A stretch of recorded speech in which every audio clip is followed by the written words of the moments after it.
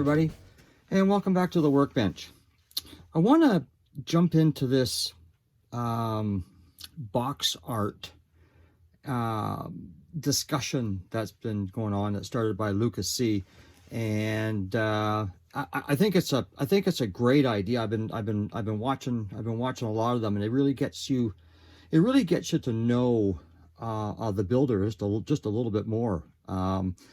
As to what they like, what they don't like, and so for me, box art is one of the major deciding factors on whether to buy a car. At least it was for me at first. When I first come back into modeling, it was, oh, there's a pretty car. Look at that, I could build that, and you open up the box and you find out it's a complete dog. And then then it can go the other way, where the box art looks like a piece of crap and you just stay away from it because it's not appealing. So there have been times where the manufacturers had excellent box art, and there's been times where a lot of the manufacturers haven't. So for me, I've been buying a lot of vintage kits, and kits that have been reissued 4, 5, 6, 7 times, and kits that haven't been. I've been searching out for kits that I built back in the late 60s, early 70s, up until about the 1980 mark. But this one here that's in front of you was never one that I had built when I was a kid. The only reason why I bought it, number one, it's a Model A pickup. I wanted the truck, and number two, it's 1928, and that's the year my dad was born. So that's one of the reasons why. But also, what caught my eye was the box art. It is a very, very nice looking box art, good artwork. And that was a deciding factor. So, but that's not my favorite one. So, like I say, I've been buying, and the box arts are really, really eclectic, sort of, shall we say, about the same as most of our collections are pretty eclectic. Like the box art on this one, I built this as a child, as a teenager, and I just had to have it back again. So because the box art, it just screams to you, to build me. And then you can go the other way, and they're Revell of Germany, and they were doing their classic series, and it's an elegant box art, which was very, very appealing to me. So, it's like I say, it's very, very eclectic, and it's at the moment. I guess it's at the moment that when you're buying a model kit, as to what catches your eye.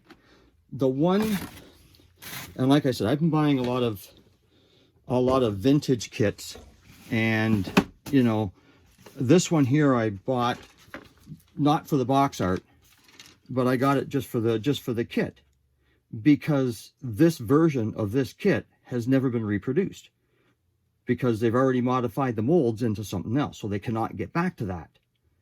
So that was something that I've been doing.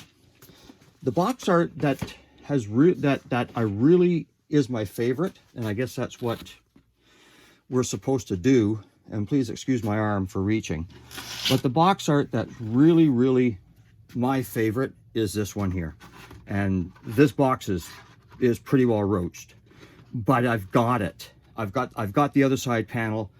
It's in the box. This one, and the reason why this one is so special to me is, number one, this was the very first model that I ever built. This is the 1970 version, and I built it in either the August of 1970 or the August of 1971 when we were up at the cottage, and rainy night, sitting at the kitchen table in the cottage, building a model. And this was my very first model kit that I ever built. So, and again, bought it because of the box art. Also, at the time, my sister's first husband, he was into Volkswagens. He had a '67 Beetle that was kind of modified for the time. So we saw this in the general store and just, I had to have it. So this one here, I found on eBay, and it is a complete kit. Lucky to find it, but the box, like I say, the box is kind of roached, and the decals are really roached on it. But for me, the Tom Daniels, and I'm going to agree with Mark Batson on this, 007 Hobby Dude.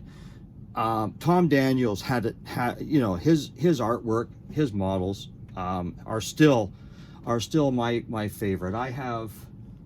I now have 3 of the Tom Daniels kits that I wanted, and there's only 2 more that I want of his collection, because some of them just don't appeal to me.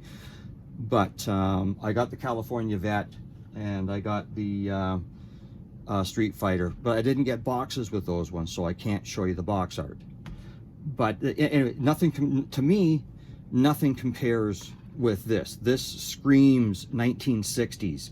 This just screams beach, and it's, to me, in my view, this is about the best box art that I have ever come across on any kit that I've ever owned. Nothing compares to this. And watching Luca, he liked that Thunderbird Pro Stock kit. Good for him. It's, for me, I've always liked the Tom Daniels, but I never built them all. The only other ones that I built, but the box art really wasn't spectacular. Hang on.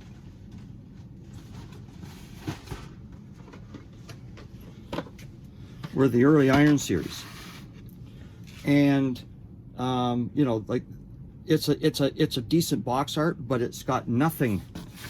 It has nothing on this one. This one, just like I say, it just screams 1960s, early 1970s. And again, I'm sorry, but to me, this is the best box art that I have ever come across.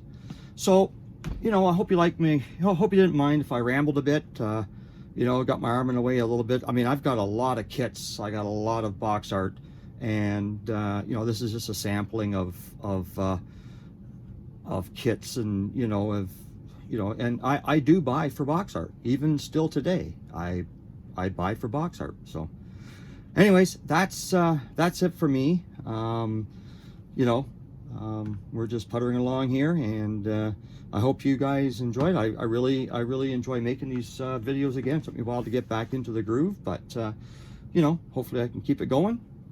And I appreciate everybody for subscribing and liking, and the comments.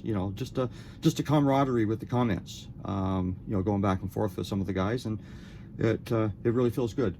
So until the next time, everybody, cheers.